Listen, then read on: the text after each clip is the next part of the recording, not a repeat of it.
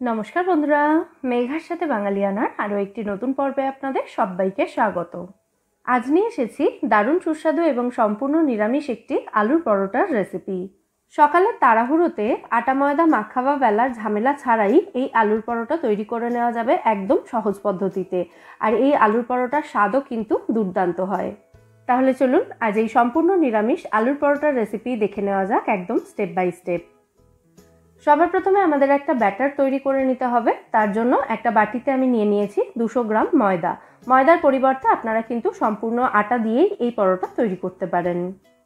ময়দার মধ্যে দিয়ে দেব স্বাদ মতো নুন, হাফ চা চামচ মতো নুন দিলাম। তারপর একটা তারের হুইস্কারের সাহায্যে ময়দার সঙ্গে নুনটাকে ভালো করে মিশিয়ে অল্প অল্প করে পরিমাণ মতো জল দিয়ে ময়দার একটা পাতলা ব্যাটার আমাদের তৈরি করে নিতে হবে। একবারে বেশি জল দিয়ে দেবেন না, অল্প অল্প করে জল দিতে থাকবেন এবং এটা মেশাতে থাকবেন। তাহলে ময়দাটা ভালোভাবে মিশবে এবং ব্যাটারের মধ্যে কোনো লাম্পস থাকবে না। এই ব্যাটারটা তৈরি করতে যতটা ময়দা নিয়েছি তার প্রায় ডাবল পরিমাণে জল প্রয়োজন হয়েছে। ব্যাটারটার মধ্যে এবার দিয়ে দিলাম 1 চা চামচ মতো ঘি। আপনারা চাইলে তেলও ব্যবহার করতে পারেন ঘিয়ের পরিবর্তে। ঘিটা দেওয়ার পর ভালো করে মিশিয়ে নিচ্ছি। আর ব্যাটারটা দেখুন ঠিক এরকম পাতলা করে তৈরি করতে হবে। ব্যাটারটা খুব বেশি ঘন হয়ে গেলে পরোটাগুলো কিন্তু খেতে খুব একটা ভালো লাগবে না এবং পরোটাগুলো ভাজতেও সেক্ষেত্রে সময় একটু বেশি লাগবে। তো ব্যাটারটাকে আমি সেট হওয়ার জন্য কিছুক্ষণ সাইডে রেখে দিলাম। আর এই সময় আমি আলু পরোটার পুরটা তৈরি করে নেব। আমি এখানে 5-6টা আলু সেদ্ধ করে নিয়েছি। সেদ্ধ আলুর মধ্যে দিয়ে দিলাম 1 মুঠো মতো ধনেপাতা কুচি, স্বাদ মতো কাঁচা লঙ্কা কুচি, স্বাদ মতো নুন, 1 চা চামচ পাতিলেবুর রস দিয়ে দিচ্ছি। আর দিচ্ছি 1 চা চামচ মতো ভাজা মশলা গুঁড়ো। গোটা জিরে, গোটা ধনে, শুকনো লঙ্কা এবং তেজপাতা শুকনো কড়াইতে ভালো করে ভেজে সেটাকে গুঁড়ো করে এই ভাজা মশলা আমি তৈরি করেছি। এবার এই সমস্ত উপকরণ একসাথে ভালো করে মেখে নিতে হবে। আপনারা চাইলে আলুর পরোটার এই পুরের মধ্যে কাঁচা পেঁয়াজ কুচিও দিতে পারেন, তাতে কিন্তু টেস্ট আরও বেড়ে যাবে। এই পুরটার মধ্যে আলুর বড় কোনো টুকরো যেন থেকে না থাকে সেটা খেয়াল রাখবেন। আমাদের আলুর পরোটার পুরো রেডি এবং ব্যাটারটাও এতক্ষণে ভালো মতো সেট হয়ে গেছে। এবার আমি আলুর পরোটাগুলো তৈরি করব।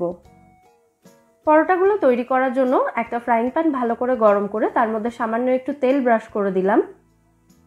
তারপর তৈরি করে রাখা ব্যাটারটা 1 হাতা মতো ফ্রাইং প্যানের মধ্যে দিয়ে এভাবে একটু ছড়িয়ে দিচ্ছি।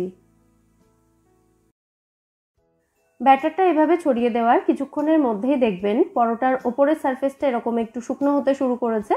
ঠিক সেই সময় তৈরি করে রাখা পুরের একটা লেয়ার এই পরোটার উপরে তৈরি করে দিতে হবে। একদম পাতলা করে একটা লেয়ার তৈরি করে দেবেন।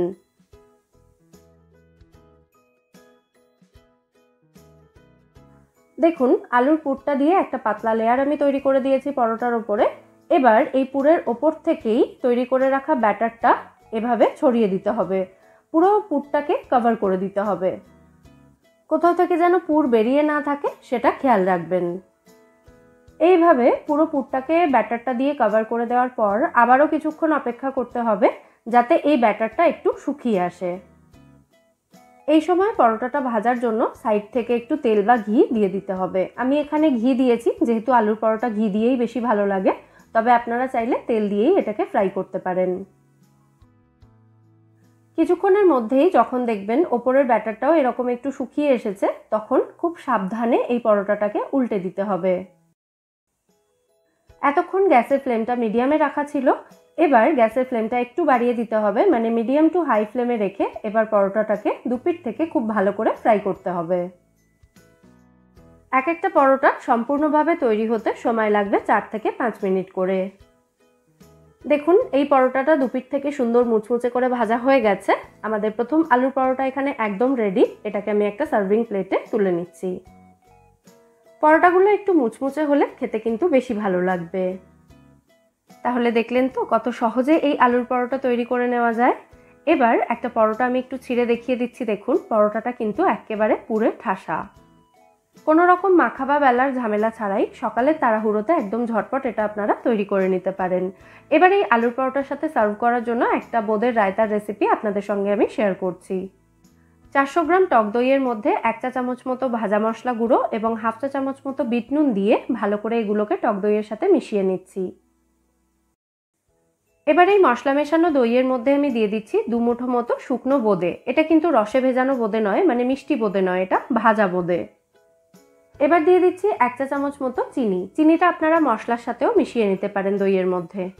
চিনির পরিবর্তে রায়তাতে কিন্তু মধুও ব্যবহার করা যেতে পারে স্বাদ মতো। ব্যাস আমাদের বোঁদের রায়তাও রেডি এবং আলুর পরোটাও একদম রেডি। তাহলে এই আলুর পরোটা এবং বোঁদের রায়তার রেসিপি আপনারা বাড়িতে ট্রাই করুন এবং আমায় জানাবেন এই দুটো রেসিপি আপনাদের কেমন লাগলো। রেসিপি ভালো লাগলে ভিডিওটাকে বরাবরের মতো একটা লাইক এবং শেয়ার করে প্লিজ আমার চ্যানেলটা সাবস্ক্রাইব করে নেবেন যদি এখনও না করে থাকেন, অথবা আপনি যদি আমার চ্যানেলে নতুন দর্শক বন্ধু হয়ে থাকেন।